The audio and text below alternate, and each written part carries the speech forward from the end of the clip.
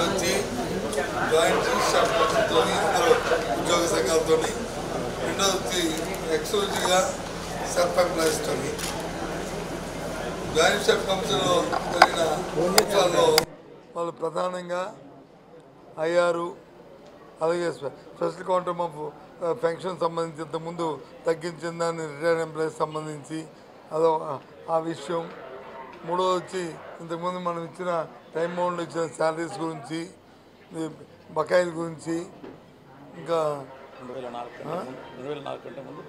2004 కంటే ముందు ఉన్న ఎవరైతే రిటైర్డ్ ఎంప్లాయీస్ ఉన్నారో వాళ్ళ తాలూకా ఓపీఎస్లో వాళ్ళు తీసుకురావడం అనేది అనే అంశాన్ని, సుమారు 10,000 మంది వరకు ఉన్నారు ఆ అంశాన్ని, ఈ అంశాల నుంచి వాళ్ళు ట్రాక్ చేయడం జరిగింది.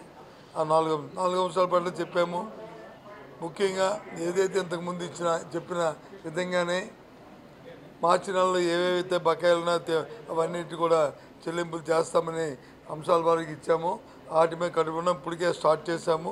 అవి వచ్చిన 31 లోపల అవి క్లియర్ అవుతాయనే విషయాన్ని లాస్ట్ టైం ఇచ్చిన షెడ్యూల్ ప్రకారం క్లియర్ అవుతున్న విషయాన్ని కూడా వాళ్ళు చెప్పడం జరిగింది. ఇక స్పెషల్ క్వాంటమ్ ఏదైతే ఉందో రిటైర్డ్ ఎంప్లాయీస్ సంబంధించి దాని మీద పాజిటివ్గా డిస్కౌంట్ జరుగుతుంది. మరి త్వరలోనే దాని విషయాన్ని మీకు చెప్తామనే విషయాన్ని చెప్పడం జరిగింది. ఆ విషయాన్ని ఇక ఐఆర్కి సంబంధించిన అంశాన్ని నుంచి మా సంఘాలన్నీ కూడా అడిగాయి. ప్రభుత్వ విధాలుగా మా పాలసీ ఏంటంటే ఏదైతే పిఆర్సీ కమిటీని మేము కాన్స్టిట్యూట్ చేస్తామో, టైం బౌండ్ పెట్టామో, ఆ టైం బౌండ్ ప్రకారం ఆ కార్యక్రమాన్ని చేసి పూర్తి స్థాయిలో పిఆర్సీని ప్రకటించాలనేదే ప్రభుత్వం తాలూకు విధానంగా కూడా వాళ్ళందరికీ చెప్పి వాళ్ళు ఒప్పించడం జరిగింది. ఈ అంశాలు జరిగినాయి. అలాగే షర్ప్ మీటింగ్ కూడా జరిగింది. వాళ్ళ అంశాలు వచ్చి 4-5 అంశాలు ఇచ్చారు. అవన్నిటిని కూడా రేపు దానికో జీవీఎం ఉంది. ఆ జీవీఎంలో అది గ్రూప్ ఆఫ్ మినిస్టర్స్ దాంట్లో పెట్టి దాని మీద నిర్ణయాలు తీసుకుంటున్న విషయాన్ని వాళ్ళకి కూడా చెప్పడం జరిగింది. ఉందా వాళ్ళు నిర్మించుకుంటామని నాకైతే వాళ్ళు నిర్మించుకుంటామని అక్కడ చెప్పారు. మాకు తెలిసి వాళ్ళు రిక్వెస్ట్ చేశాము. మరి నిర్ణయం మారుద్ది.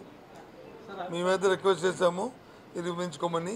ఎందుకంటే ఇది సమయం కాదు కాబట్టి అన్నాము. దాన్ని పాజిటివ్గా కన్సిడర్ చేస్తారని నేనైతే ఊహిస్తున్నాను.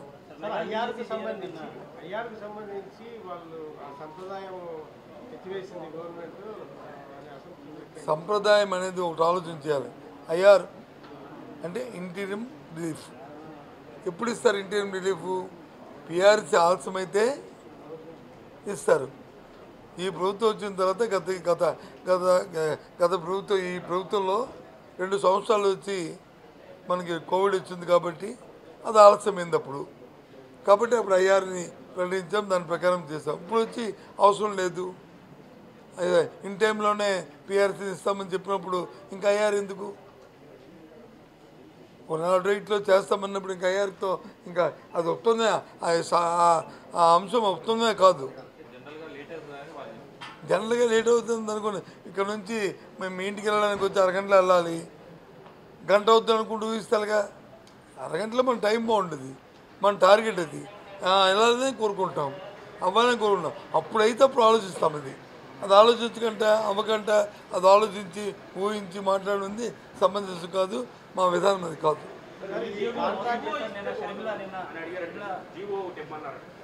జీవో ఏంటి? జీవో ఆల్రెడీ ఇష్యూడ్ కదా. ఈ రోజుని పిఆర్సీని ప్రకటించాము. వాళ్ళు ఇన్ని కాలం లోపల రిపోర్ట్ ఇవ్వాలనేది ఆల్రెడీ జీవో ఇష్యూడ్ ఆల్రెడీ.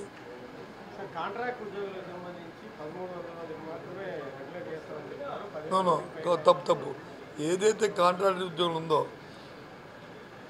అందరికీ కూడా ఇవ్వాలనేది ప్రభుత్వం తాలూకా ఆలోచన.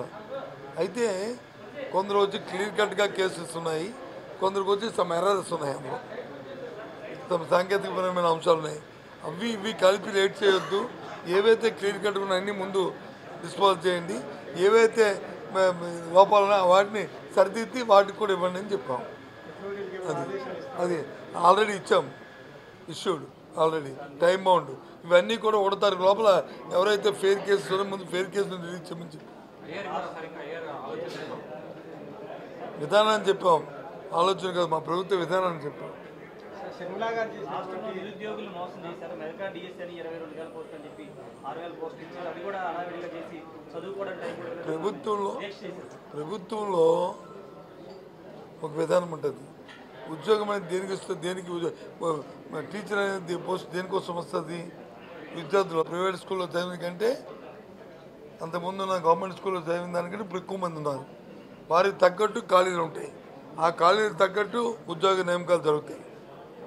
ఈ ప్రభుత్వం వచ్చిన తర్వాత జగన్మోహన్ రెడ్డి వచ్చిన తర్వాత 14,250 మందికి ఉద్యోగులుగా నియమించడం జరిగింది, టీచర్గా నియమించడం జరిగింది.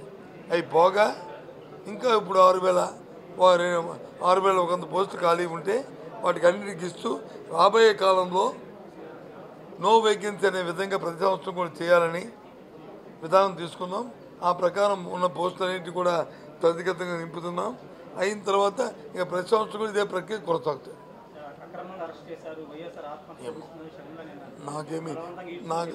నాకు ఆ విషయం తెలియదు.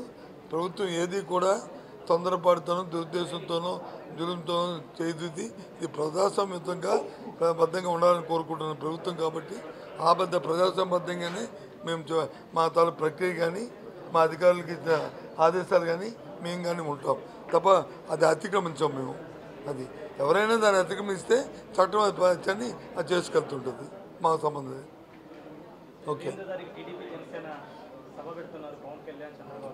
సార్, నాకు తెలియదు. మన ప్రతిపక్ష పార్టీ ఖాళీ కూర్చుంటారా సార్? ఖాళీ కూర్చుంటారా? ఎక్కడో పెట్టుకోవాలి కదా. ఏదో సపరేట్ పెట్టుకోనియండి, తప్పే ఉంది. అవి రాజకీయ పార్టీలు వాళ్ళ సాధువులా ఋషుల తపస్సు చేసుకుని ఇంట్లో కూర్చోడానికి. రాజకీయ పార్టీ ఉన్నప్పుడు మరి సభలు సమావేశాలు పెట్టుకొని ఏదోలాగా మరి అది కూడా ఎప్పుడు చేస్తారు? మా సైడ్ అయితే మా ఉత్తరాంధ్ర ప్రాంతం అయితే సంక్రాంతి వచ్చింది అనుకోండి, కొంతమంది వ్యవసాయాలు వేసుకొస్తారు. అలాగే వీళ్ళకి పండుగ సీజన్ ఇది పండుగ. ఆ పండుగలాగే వీళ్ళకి ఎన్నికలు వస్తేనే పండుగ కాబట్టి ఇప్పుడు ఎన్నికల ముందు వస్తుంటారు. వాళ్ళకి తగ్గట్టు వాళ్ళ భాషలు వాళ్ళ తాలూకా హావభావాలు వాళ్ళకున్న భాషని అందరికీ ప్రజల ముందు ప్రదర్శిస్తారు. నేను కాదన్నా రాజకీయ పార్టీలకి అని చెప్పాను. ఒక ప్రతిపక్షం కానీ తప్పు ఏంటి తప్పు అయితే అధికారంలో మేము ఉన్నప్పుడు మేము సంవత్సరం పొడుగుతా మేము ప్రజలతో మమేక్యం ఉంటాం కాబట్టి వెళ్తుంటాం ప్రతిపక్షాలకి ఏముంటాయి?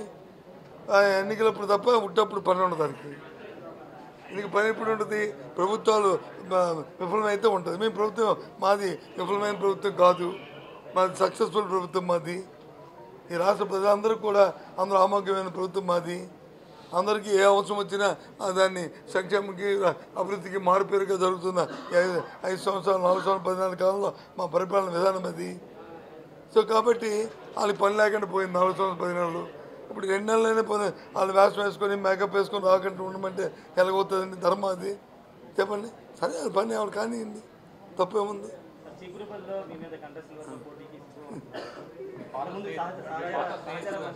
కాదు కానీ ఒక విషయం చెప్పింది ఏంటరా, ఎన్నికలు వచ్చినప్పుడు ఇద్దరు పోటీ చేయాలా?